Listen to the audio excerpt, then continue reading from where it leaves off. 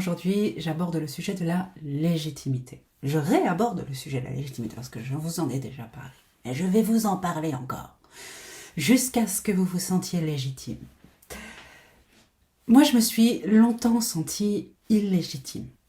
Jusqu'à encore il n'y a pas très longtemps. On travaille toujours sur cette notion de place, sur cette notion de reconnaissance, de valeur personnelle. C'est normal, on évolue. Et je me suis aperçue que j'agissais encore, sans même m'en rendre compte, de façon très inconsciente, mais j'agissais encore et je pensais encore en termes de je dois faire mes preuves, je n'ai pas le droit de prétendre à plus, je ne suis pas à ma place, je ne suis pas assez bien pour être reconnue, est-ce que je suis encore légitime à former, enseigner, conseiller, etc., etc. J'ai pris conscience que la légitimité, elle n'existe pas à l'extérieur. La légitimité vient uniquement de soi, d'un désir intérieur. Je dis bien désir, parce que il y a dans la notion de légitimité une vraie volonté personnelle d'être vu, reconnu, validé, légitimé par le monde extérieur, mais par qui exactement? Par qui est-ce que vous voulez être reconnu, validé? Est-ce qu'il s'agit de votre patron, de votre chéri, de vos amis, de votre famille, papa, maman, les frères, les sœurs, un inconnu dans la rue, les inconnus sur Internet, vous voyez, qui? Et ce qui est frappant dans cette notion de légitimité, c'est que même si elle nous est accordée par les personnes qu'on pensait légitimes à nous accorder la légitimité, eh bien, c'est jamais la bonne personne. Ou alors, c'est jamais suffisant. Si par exemple votre patron vous reconnaît et vous dit que vous êtes parfaitement compétent et légitime à votre poste, et bien vous allez vous rendre compte que, sur le moment ça fait du bien, on va pas se mentir, mais vous allez mettre des mécanismes de défense en place. C'est comme un programme bien huilé dans votre mental qui va dire « Oui, mais bon, il dit ça pour me rassurer. » Ou « Mais il faut que je sois au top chaque jour parce que je peux pas perdre sa confiance. » Ou alors vous allez dire « Bon d'accord, je suis peut-être légitime sur ce dossier-là parce que je l'ai bien traité, je l'ai bien géré, mais le prochain, va falloir que je me surpasse. » Et c'est pour ça que je dis que se sentir légitime ne pourra jamais venir de la reconnaissance extérieure, parce que vous allez sans cesse mettre des mécanismes en place pour briser toute tentative de droit à être pleinement vous-même. Cette injonction à exister, parce que ça vient de là en fait, quand on ne se sent pas légitime, en dessous il y a la croyance qu'on n'a pas le droit d'exister. Eh bien, cette injonction à exister, elle ne peut venir que de vous, et seulement de vous. Toutes les raisons que vous trouverez pour expliquer pourquoi vous ne vous sentez pas légitime ne sont que des justifications qui vont vous maintenir dans un état d'enfant. On va vous reconnaître, on va vous valider, mais ça voudrait dire prendre la responsabilité. Et finalement, prendre la responsabilité, ce serait devenir adulte, on est d'accord. Et être adulte, c'est assumer pleinement qui on est, assumer ses choix, assumer ses erreurs aussi. Et donc, mettre cette légitimité à l'extérieur, c'est ne pas assumer, prendre la responsabilité des choix qui sont faits. Parce qu'on fait les choix pour les autres, pour être reconnu par les autres. Et donc, on est dans un état d'enfant, et en plus, on est en dépendance.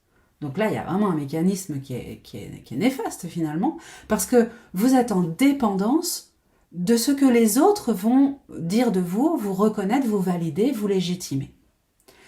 En fait, vous refusez de prendre la responsabilité de votre réussite, de vos échecs, de vos choix, de vos actions et même de vos pensées. Alors, laissez-moi vous raconter une histoire.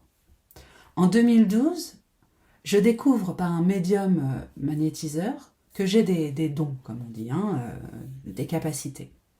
Et du coup, je me lance dans l'aventure parce que je crois en lui. Je crois en ce qu'il m'a dit. Il m'a dit, maintenant ça suffit Bérangère, il faut être thérapeute. Vous êtes faite pour faire du soin énergétique et puis accompagner les gens psychologiquement et énergétiquement. Faut le faire. Moi, j'avais foi en lui. Il faisait figure d'autorité à ce moment-là, en fait. Donc, je me suis dit, je vais le faire. Très obéissante, parce que du coup, dans cette notion d'illégitimité, on devient très obéissant, on se soumet aussi beaucoup. Et finalement, j'ai commencé à pratiquer, non pas parce que c'était une évidence pour moi que j'étais coach, thérapeute, médium, non pas parce que j'avais un désir profond qui était né d'on ne sait où, qui me disait mais ce serait merveilleux si j'étais thérapeute, coach, médium. Pas du tout. On m'a dit Bérangère, t'es faite pour faire ça. Moi j'ai dit ah bon d'accord, j'y vais.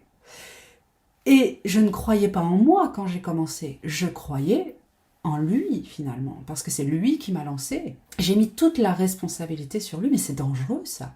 Alors c'est pas dangereux parce que ça va pas nous faire mourir, hein, mais c'est dangereux dans le sens où quand il y a un changement d'autorité, à cette époque-là c'était lui. Et puis ensuite je me suis formée. Mon formateur, mon mentor, c'est lui qui est devenu mon autorité. Et si je donnais mon autorité à, je ne sais pas, à quelqu'un d'autre et que ce quelqu'un d'autre me disait que finalement non, je ne suis pas légitime à être coach thérapeute. Il se passe quoi? Mon univers s'écroule en fait. Parce que ma confiance, ma valeur et ma validation dépend de ce que les autres vont dire de moi. Et j'ai passé 7 ans à me former et à faire du soin, à développer mes capacités médiumniques, à développer mes capacités de thérapeute, de coach, dans le doute, dans l'incertitude, en m'appuyant finalement sur ce que l'extérieur disait de moi, ce que les autres renvoyaient de moi. Alors, j'ai eu cette chance que, effectivement, ça marchait tellement bien, les gens étaient tellement contents que j'avais constamment des validations et donc j'étais rassurée dans ma pratique. Mais à un moment, il fallait que ça vienne de moi, en fait. Et en fait, j'ai pris conscience que ça ne pouvait venir que de moi. Parce qu'un jour, ma coach, vous savez que quand on est thérapeute, on est supervisé. Donc moi, je me fais superviser depuis 10 ans. Et ma coach me dit, mais Bérangère, qui doit te reconnaître pour que tu ne te poses plus jamais la question de la légitimité? Vous savez ce que je lui ai répondu? Je lui ai répondu, Dieu. Et quand j'ai répondu, j'ai senti en moi, ça me fait rire aujourd'hui, mais j'ai senti en moi me traverser une énergie, me dire mais quelle absurdité! Parce qu'en plus, en spiritualité, on sait très bien que cette énergie divine, Dieu, appelez-la comme vous voulez, hein, elle fait partie intégrante de nous. Je suis cette part divine, cette divinité en moi. Et donc, quand je dis « je veux que Dieu me reconnaisse », en fait, la seule chose que je dis, c'est « je veux me reconnaître ». Je veux que ma part divine, mon intériorité, mon âme, ma structure énergétique, moi, tout ce que je suis et qui me constitue en tant qu'être humain incarné ici et maintenant, me reconnaisse. Alors, évidemment, s'autoproclamer légitime implique une grande responsabilité. Hein. C'est comme dans Spider-Man, un grand pouvoir. Parce que la légitimité, c'est un grand pouvoir. Un grand pouvoir implique de grandes responsabilités. Être adulte, oser avancer, se reconnaître, être soi vraiment, comme ayant de la valeur, se mettre au même niveau que n'importe quel être humain, hein, que ce soit un mentor ou un apprenti, hein, un débutant, un élève, se valider, se reconnaître, c'est reconnaître ses forces et ses zones d'ombre.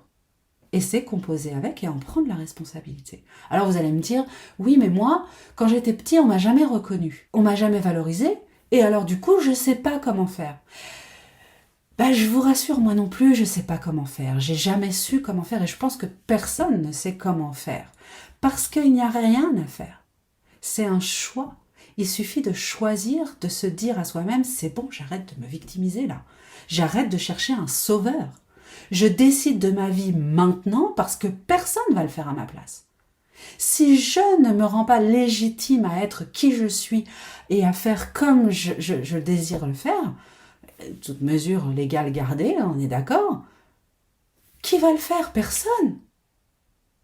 Donc c'est à moi d'assumer pleinement tout ça et tout ce qui va émerger de cette légitimité. En fait, il n'y a pas de recette miracle. Pour se sentir légitime, l'ingrédient mystère, comme dans Coup de Fou Panda, l'ingrédient mystère de votre sauce personnelle et qui fait toute la différence, c'est vous. Et c'est seulement vous. Alors, pas à pas, on y va tranquillement. Commencez par choisir d'être légitime dans ce que vous faites. D'être légitime et d'être à votre place. Répétez-le tous les jours. Avancez, même en tremblant s'il faut, mais avancez. Et au fur et à mesure, ça va s'inscrire en vous. Et arrêtez de chercher à l'extérieur quelqu'un qui pourrait vous sauver. Vous êtes votre propre sauveur. L'ingrédient mystère, c'est vous. Et la seule façon pour que la légitimité fonctionne, c'est que vous l'accordiez.